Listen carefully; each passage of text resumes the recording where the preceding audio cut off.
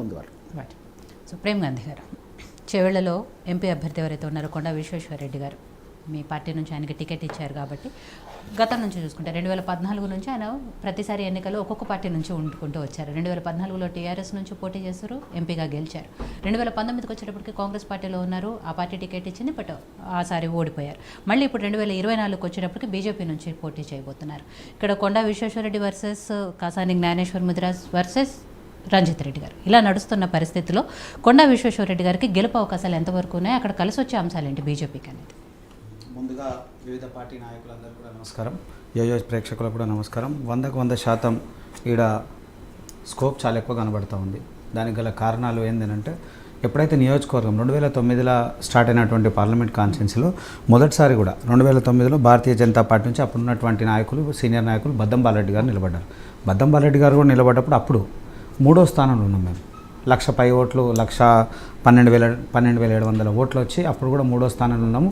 అప్పుడే కొత్తగా అయినటువంటి పార్లమెంట్ కాన్స్టిట్యున్సీ. కానీ ఆ మొదట్లోనే మా బీజేపీ భారతీయ జనతా పార్టీకి ఎంత పట్టుందనే తెలిసింది. 5 లక్షల ఓట్లలో 1,00,000 ఓట్లు అంటే మోర్ దెన్ 10%. మేము అప్పుడే 10.39% ఓట్లు మొదట్లోనే 2009లోనే తీసుకున్నాం. తర్వాత 2014లో ఉమ్మడి, అప్పుడున్నటువంటి పరిస్థితులు ఉమ్మడి రాష్ట్రం ఉండేది. అప్పుడు దాని మీద కలిసి పోటీ చేసినటువంటి దాఖలు అప్పుడు టీడీపీ పార్టీకి ఇచ్చినటువంటి దాఖలాలని. అప్పుడు టీడీపీ పార్టీకి ఇచ్చినప్పుడు కూడా 3,53,000 ఓట్లు పోలైనాయి. అప్పుడు కూడా సుమారు 26-27% ఉంది. అందులో బీజేపీ భారతీయ జనతా పార్టీ గతంలో 10% ఉంటే ఇప్పుడు కలిసి వచ్చినటువంటి అంశం. అట్లనే మన 2019 తీసుకున్నాం. మీరు 2019 తీసుకున్న 15.53% అంటే 2,63,000 ఓట్లు భారతీయ జనతా పార్టీకి పోలైనాయి. అంటే ఇక్కడ ఒకటి క్లియర్గా అర్థమవుతా ఉంది, వ్యక్తులు ఎవరు మారినా Bharatiya Janata party vote bank గత 3 పర్యాయాలు కూడా పెరుగుకుంటూ వచ్చింది.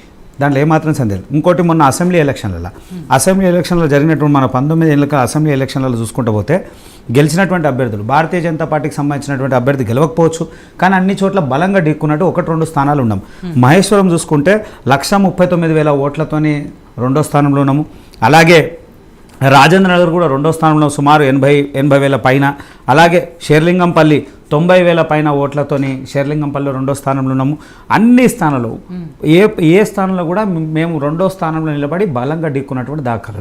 ఈ 7 అసెంబ్లీ కాన్స్టిట్యున్సీలలో సుమారు 3,38,000 ఓట్లు మాకు పోలేని. అంటే ఇంచుమించు మేము 3.5 లక్షల ఓట్లు మొన్న జరిగినటువంటి అసెంబ్లీ ఎన్నికలలో భారతీయ జనతా పార్టీకి క్లియర్గా పోలేనట్టు కనబడతా ఉన్నాయి. ఎవరు గెలిచినా 5 లక్షలు, 5,30,000, 5,20,000 ఈ గతంలో చూసినా ఇప్పుడు చూసినా ఆ లెక్కన చూస్తే పార్టీ క్యాండిడేట్ ఎవరున్నా ఖచ్చితంగా భారతీయ జనతా పార్టీకి ఇక్కడ బలమైనటువంటి స్కోప్ ఉంది. ఇదొకటి. కొండా విశ్వేశ్వరరెడ్డి గారు మాకు ఇంకా ప్లస్. ఆయన గతంలో ఓడిపోయినా భారతీయ జనతా పార్టీ నుంచి ఉన్నా కంటిన్యూగా ఉన్నారు, ప్రజల సమస్యల మీద ఉన్నారు. గెలిచినటువంటి రంజిత్ రెడ్డి గారు ఎక్కడ ప్రజల సమస్యలు వచ్చినట్టు దాఖలేదు. కాసాని జ్ఞానేశ్వర్ గారికి అసలే సంబంధం లేదు. కాసాని జ్ఞానేశ్వర్ గారికి అసలు చేవెళ్లతో ఏం మాత్రం సంబంధం లేదు. అయినా కానీ ఆయన తీసుకొని వచ్చారు, క్యాండిడేట్ లేకనా మళ్ళీ ఏ పరిస్థితుల్లో ఎట్లా తీసుకొని వచ్చి ఆయన తీసుకొచ్చి బలవంతంగా తీసుకొచ్చినట్టు దాఖలేదు. వయసు రీత్యా కూడా ఆయన పూర్తిగా ఇచ్చేసేటువంటి పరిస్థితి లేదు. అయినా తీసుకొని వచ్చి పెట్టిరాయండి.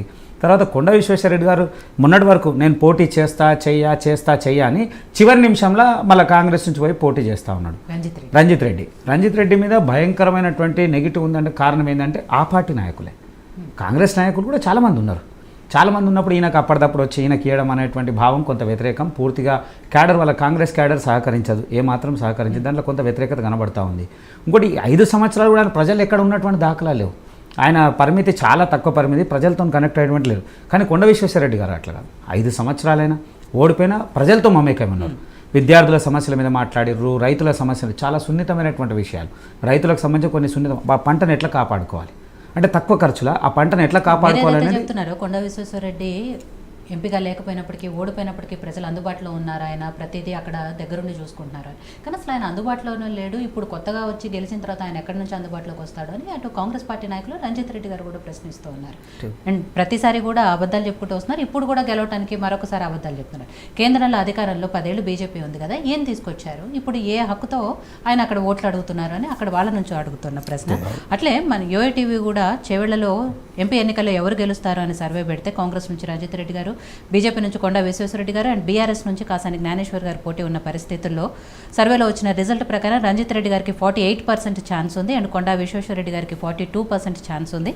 కాసాని జ్ఞానేశ్వర్ గారికి 10% ఛాన్స్ ఉంది. కాబట్టి ఇద్దరి మధ్య రంజిత్ రెడ్డి గారికి అలాగే కొండా విశ్వేశ్వరరెడ్డి గారికి మధ్య 6% గ్యాప్ ఉండింది. ఎక్కువగా రంజిత్ రెడ్డి గారికి ఉన్నట్టుగా కనిపిస్తున్న పరిస్థితులు. సరే, ఎలక్షన్ నాటికి అది ఎటు టర్న్ అవుతుంది ఏంటి అని చూద్దాం. దాని తర్వాత దాని గురించి నెక్స్ట్ డిస్కస్ చేద్దాం. హనుమంత్ గారు, కాంగ్రెస్ పార్టీకి సంబంధించి ఇప్పటివరకు రంజిత్ రెడ్డి, హనుమంత్ గారు మీ వాయిస్ మ్యూట్లో ఉంది.